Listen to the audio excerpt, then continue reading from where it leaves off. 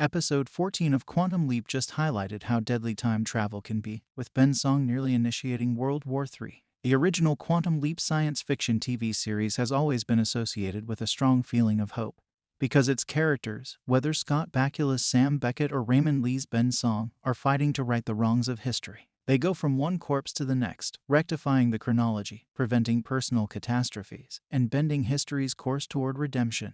At first glance, NBC's Quantum Leap episode 14 appeared to be simply another example, although one a bit closer to home. Ben found himself dealing with Addison Augustine's family history. Quantum Leap's newest time travel adventure required repairing one of her father's faults, because while serving in the U.S. Navy he'd been responsible for disregarding a distress signal. Ben's efforts to change history, however, nearly caused World War III. The main issue was that Ben was working with insufficient information. He originally suspected Addison's father, an XO aboard a warship conducting naval drills in the South China Sea, of ignoring a distress signal. In actuality, XO Alexander Augustine was just acting as a stand-in for the renowned commander who made the decision.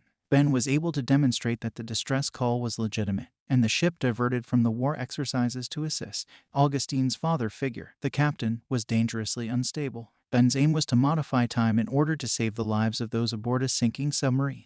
Sadly, he quickly discovered that this was hardly the worst-case scenario. Captain Drake planned to fire on a Chinese sub he considered a danger, and they were on the verge of World War III. A real-life clash between an American destroyer and a Chinese submarine on the fringes of Chinese national seas, with a complete American fleet nearby, would have quickly escalated into a nuclear war. Ben persuaded XO Augustine to mutiny, averting World War III. The most vivid example of how drastically wrong time travel may go is in Quantum Leap episode 14.